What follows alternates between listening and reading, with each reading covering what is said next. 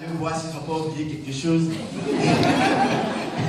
Il y avait un cadeau, une enveloppe qu'ils ont oublié. C'est comme moi aussi, dans le déménagement aussi, j'avais eu plusieurs choses à gauche, à droite, tout et tout, puis je ne savais pas. Donc du coup, je suis en train de réfléchir, c'est que j'ai oublié. Donc je pense que ce matin, il y a bien plus. Pendant ce temps pendant que je priais vraiment pour la Sainte Seine, j'avais vraiment, il y a un mot que le Seigneur m'avait vraiment mis à cœur, qui était l'attente. Et je pense que le message de Luc vraiment nous a préparé vraiment à cela. Parce qu'on a un temps, on a une période où on aura beaucoup l'occasion d'avoir des moments où on va manger avec la famille. D'autres ont déjà fait la fête de Noël déjà avec toute la famille. C'est-à-dire qu'il y a combien de temps tu n'as pas vu tes frères et soeurs, et puis c'est juste à Noël qu'on a l'opportunité de rencontrer ces personnes, on donne rendez-vous avec tous tes parents, la grande famille, tout ça. Et on est content que ce jour arrive parce qu'on va voir nos frères et sœurs. Mais entre la période du repas et puis la période où on va se rencontrer, il y a un temps qui est là. Quelle est notre réaction? Qu'est-ce que nous faisons pendant la période de préparation? Vous pouvez demander bien à notre maman, à nos femmes, vraiment, quand est-ce qu'elle est préparée, puis toi, est-ce qu'elle est préparée quelque chose, un repas qu'on a envie de manger, qu'est-ce que tu fais pendant que le repas est en train d'être cuit encore? Quelle est ton attente vraiment? Quelle réaction as-tu?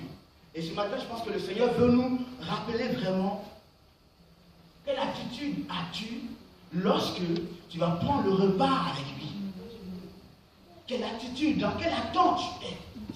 Parce que le désir de Dieu n'est pas simplement de venir manger vite fait puis partir. Non. Mais il y a une parole dans ce moment-là où Jésus, la Bible dit dans Luc, chapitre 22, à partir du verset 15, il est dit que Jésus a dit une parole par rapport à ce moment-là. Il va dire que j'ai vivement désiré prendre ce repas avec vous.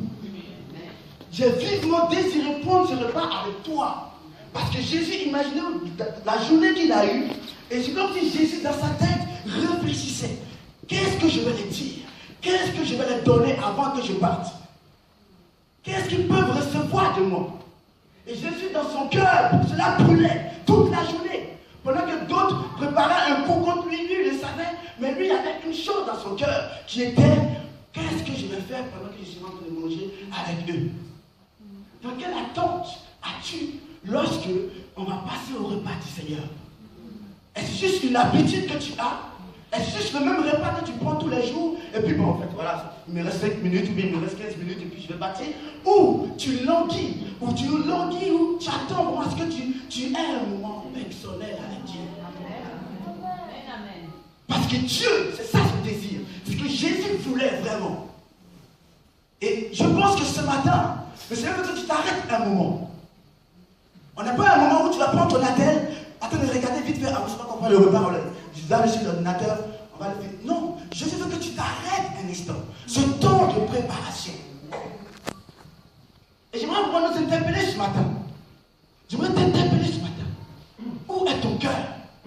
Parce que là où je veux prendre le repas, ce n'est pas juste autour de la table. Dans l'Apocalypse, il a dit une chose. Il dit: je frappe à la porte de ton cœur. C'est là que le Seigneur veut prendre le repas avec toi. Ce n'est pas une truc de l'extérieur, mais c'est une rencontre qui se produit dans ton cœur. C'est pourquoi la Bible dit que ces repas-là, c'est mon corps. Et après, il va parler du sang. Si toi, on peut oublier toutes choses, mais il y a une chose qu'on ne peut pas oublier, c'est de manger et de boire. Et la Bible dit que Jésus va caractériser ces choses-là par son corps et par le sang. Pour dire quoi? La rencontre de Dieu, c'est là dans ton cœur. Est-ce que ton cœur est là ce matin? Ou tu es encore à l'extérieur? Ou tu es encore dans tes problèmes? Ou tu es en train de faire tes calculs? C'est une année où, c'est la fin d'année où plusieurs ont fait le bilan. On fait le bilan de notre vie. Qu'est-ce que j'ai réussi? Qu'est-ce que je n'ai pas réussi? Mais j'aimerais que tu t'arrêtes à ce matin. Parce que Dieu, Jésus, a quelque chose de plus important à te donner ce matin. Amen. Il veut te donner quelque chose.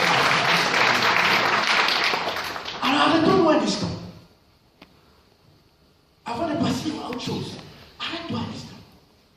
J'aimerais que tu fermes les yeux maintenant. Que tu réfléchisses un instant. Est-ce que mon cœur est là ce matin? Le cœur ici, dans la parole de Dieu, c'est le centre de toutes choses.